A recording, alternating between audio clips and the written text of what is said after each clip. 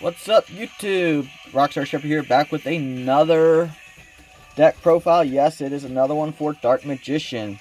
This is the one I've been playing with for a while. As you can see by the only other video on my channel, this is the same deck, revised and finally complete. It got to how I like and more consistent. So let's jump right in and show you what I got here. So of course we're playing 3 Dark Magicians.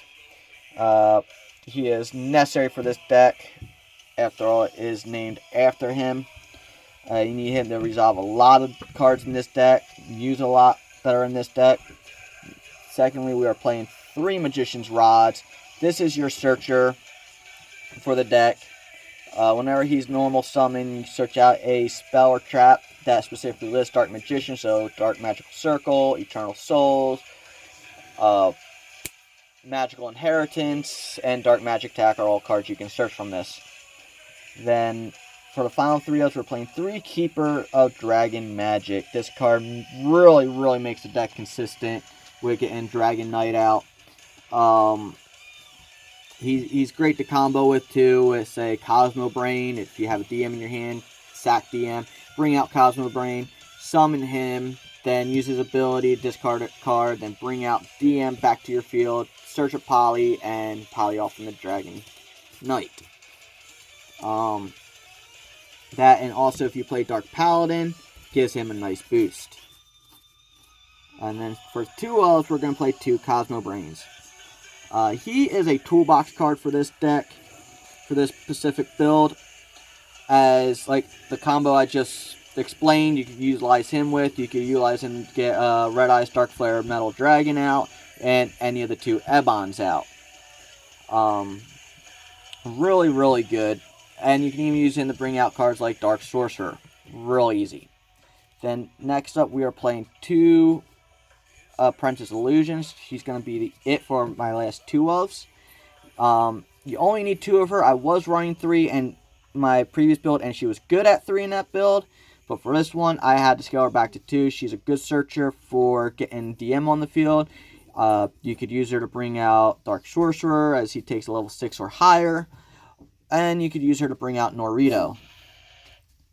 Now for the 1-ofs, we are playing 1 Buster Plater. He's in here for Dark Paladin, as well as Dark Cavalry.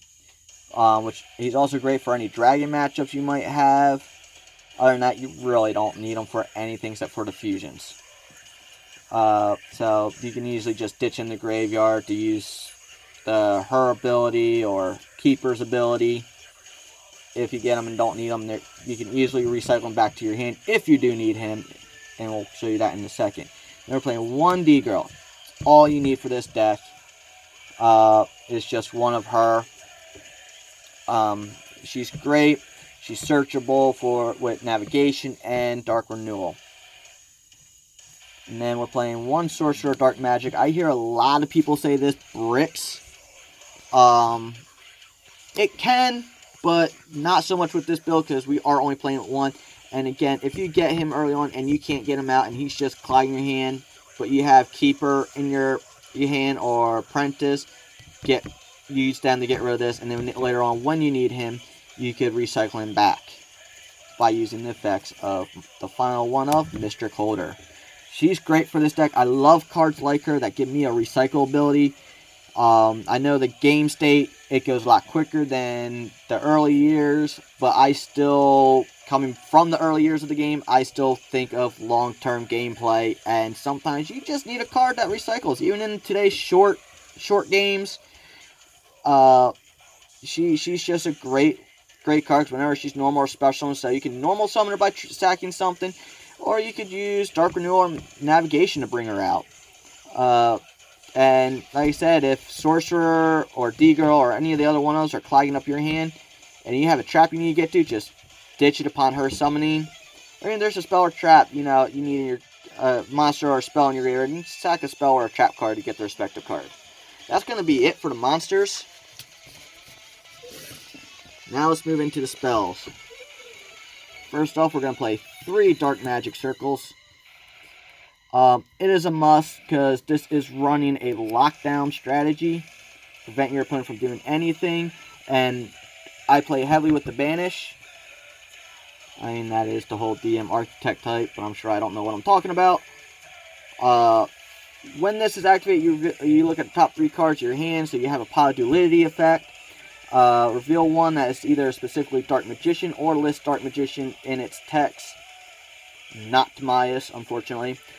And then add it to your hand. Then whenever DM is special summon or normal summon, you can banish a card on your opponent's side of the field. Great for coming with the Eternal Souls, obviously, because total disruption of your opponent's play. If you special summon on your opponent's turn, banish something on their side of the field, and then do it again on your turn. It's the only card we're playing at 3 for spells. We're going to play 2 Polys. This, of course, is for Dark Paladin, Dark Cavalry, or the Dark Amulet or Dragon Knight. Search this off with Keeper of Dragon Magic. Then we're playing 2 Illusion Magics. I never really got behind this card because I had other cards I could use to either get into my hand or for my deck or my graveyard. But with this build, it is a must. It is great. You discard a card, tribute a card. Sorry about that. Monster, add up 2 copies of Dark Magician from your deck or graveyard. So if you have one in each, grab one from each if you need it. Then finally for the 2 2 Secret Village of the Spellcaster. Easy to get this card on the field and to keep it on the field. Just about everything you're playing is Spellcasters. And once you get Dragon Knight on the field, your opponent isn't removing this and they are not targeting it. And as long as you have a Spellcaster, they can't use anything like any spell cards as long as they don't control Spellcaster. So you pretty much already have locked down half of their deck with this card since they can't use spells. Then if you have Sorcerer Dark Magic on the field, you just lock down the rest. As they can't, when they go to activate trap cards, you could just negate and destroy. Negate and destroy. So, and since with Dragon Knight on the field, your opponent cannot target or destroy your back row with card effects. So you pretty much lock them down from touching you. Now for the one-ofs. I am playing 1 Eye of Timaeus. I know people don't really play this card anymore because it's not sensible. Well, fuck it, I still play it. Because sometimes, rarely, I don't get Keeper in my hand, but I have him, Timaeus, and Dark Magician on my field. And I want to see Dragon Knight on the field as soon as possible. So it is a great backup. Then we're playing 1 Dark Magic attack. You don't need more than this for this build, or really any build. This deck can become a bit of a beatdown really quick. Then we're playing 1 Dark Magic Inheritance. Banish 2 spell cards from your graveyard. Add a spell or trap that specifically lists Dark Magician or D-Girl to your hand. Probably won't need this, but it's a good backup. I mean, you are running 3 rods. And then finally, Dark Burning Magic. Let's just Dark Hole and Harpy Feather dust your opponent's field. I mean, you have Dark Magician and D-Girl on the field. No, you cannot combo this with Dragon Knight. It does specifically say original name. Dragon Knight becomes Dark Magician while on the field or in the graveyard. So, yes. This just pretty much, if you have them both, search it with either Inheritance if you can, or Rod, and just wipe your opponent's board and hit them for everything you've got. That's going to do it for spells. Let's go into traps. I am playing, where are my 3 of those? Oh no, my background. 3 Magic Navigations. This card you really do not need. Sorry about that. I'm trying to fix my background. 3 ofs. I still play. I don't really use it for its summoning ability all that much. I use it mainly for its graveyard effect to negate a face-up spell or trap card on the field, which is really great if you're going to get someone playing a fusion deck or shitty heroes. Because they go play a Poly or Super Poly, banishes from the graveyard, their fusion spells still now negated. And again, you can search out D-Girl, Mr. Coulter, anything you need with this card. Then last 3-0s we were playing 3 Eternal Souls, obviously. Great card. Combo this with Magical Circle. Every Dark Magician in your monster zone is unaffected by your opponent's card effects, so good luck getting them off the field. And if they do, you just special them from your hand or graveyard. Unfortunately, the drawback is if this card is destroyed, you lose your front row. But if you have Dragon Knight on the field and Secret Village, your opponent ain't doing anything anyways. They might as well just scoop. For 2-0s, we are playing 2 Champion Vigilance. This is a free Solemn Strike or Solemn Judgment. As long as you control a level 7 or higher normal monster, when a monster will be summoned or a spell trap card is activated, you negate it and destroy it. Alright, so it's really... I actually got this idea. I do not know his name, from another YouTuber on here, and it does work great, but with how this build really is, you probably will not be using it. We're playing 1 Eradicator Epidemic Virus. This brings a little bit of a mill strategy to the deck. I mean, you're already locking your opponent down with Secret Village, Dragon Knight, and Sorcerer as much as possible. But this is great. You can combo him with Omelet Dragon, which is what I do a lot of time. Banish spell cards from your opponent's graveyard to boost him up, and then activate this, tribute him off, and call either spell or traps for the next 3 turns. They go to the graveyard. And yeah, just really kink up your opponent more. And finally, we're playing Dark Renewal. This is a great summoning card. Whenever your opponent normal spell summon, you activate this, tribute 1 spellcaster on your side of the field and 1 monster on their side of the field, and bring out a spellcaster from your deck or graveyard. Now let's get into the extra deck. Alright, so we're playing for Lynx 1 Daybreaker.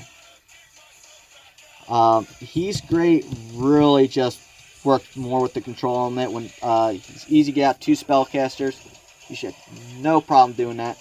Then whenever a spellcaster is special summoned to his field that he points to, you can give him a counter, and you can remove 2 counters to destroy a card on the field. For Xyz, we're playing 1 Red Eyes Flare Metal. This is just there for a little bit of burn. Alright, this is great. This is mainly here for the burn ability, but if it goes to the graveyard or is on the field, and you have Dark Paladin, you're giving him a power boost. So, yeah. Then we're playing 1 Ebon Illusion. Again, we're running with that banish ability. You can bring him out by overlaying him on Norito if you want, or 2 level 7 spell monsters. So you could use DM, and you could use Cosmo Brain. Whenever a normal spellcaster type monster on your side of the field attacks, you get the banish. Then we're playing 1 Ebon. This is a fun card. I don't use him for his special summon ability. I use him for his activation ability. Detach 1 material on your opponent's turn. On your opponent's turn, and you can activate 1 quick play or 1 trap card from your hand. So if you have him on the field, detach a material, and then go into something like Eradicator Epidemic Virus and just throw their game off. Then we're playing 1 Norito. I don't really see her much anymore with this build, but she's just great for for negating spell and trap cards. And again, you destroy them. Then we're playing 1 Predaplant, Dragostelphia. Sorry if I pronounced that wrong. This is great, easy to get off. As long as this, when you summon this once per turn, you can add a Preda counter to one of your opponent's face-up cards. It becomes level 1, and their monster's abilities, activated effects are just negated. So, again, we're running Shutdown and Lockdown, so if you can prevent your opponent from playing their abilities. So, yeah, then we're playing Chimera Tech Fortress and Mega Fleet. This is for the Cyber Dragon lineups, which I am actually thinking about taking these out, because as far as I know, you're not really seeing a lot of Cyber Dragon players. I could be wrong, but you don't really hear about them anymore. I mean, that's just a free win right there.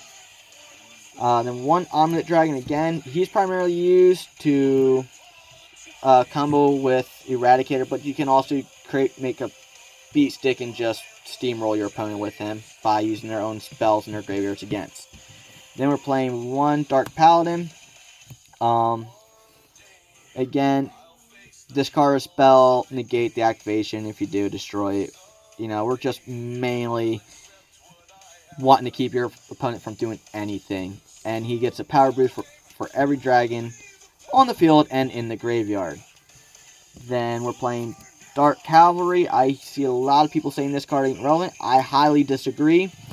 And there should be no reason why in this build you do not use and utilize him. Whenever he gets 100 for every spell and trap on the field and in the graveyard. So he becomes very powerful very quick. He also does piercing damage. And then whenever a card or effect after that target card on the field, quick effect, you just discard a card and negate the activation. And if you do, it destroys. So it's Dark Paladin without the clause of it having to be specific. And then finally, I'm playing 2 Dark Magician Dragon Knights. I see a lot of people play this at 1. I'm against it. I play it at 2. Just a great card. Protects your back row at all costs and becomes Dark Magician, so you could use Dark Magic attack with him on the field. It's great because you can even summon him from the graveyard because his name becomes Dark Magician while in the graveyard off Eternal Souls. Your opponent cannot target spell or traps you control, or they cannot destroy by your opponent's spell card effects. So they can't Twin Twister it, Cosmic Cyclone it, just nothing. Your back row is protected as long as it's on the field. I thought about adding some copies of Dragon Shield to this deck for him, just keep him on the field no matter what. You know, I have Dragon Shield on this. As long as Dragon Shield is equipped, he cannot be destroyed by battle or card effect. Any battle damage involving this card becomes 0. So, comboing that, there's no way your opponent's getting this off the field. Anyway, that's going to do it for this deck profile. I hope you enjoyed. Please like and subscribe. If you have any comments, leave them down below. And look forward to the next video. Thank you, and bye.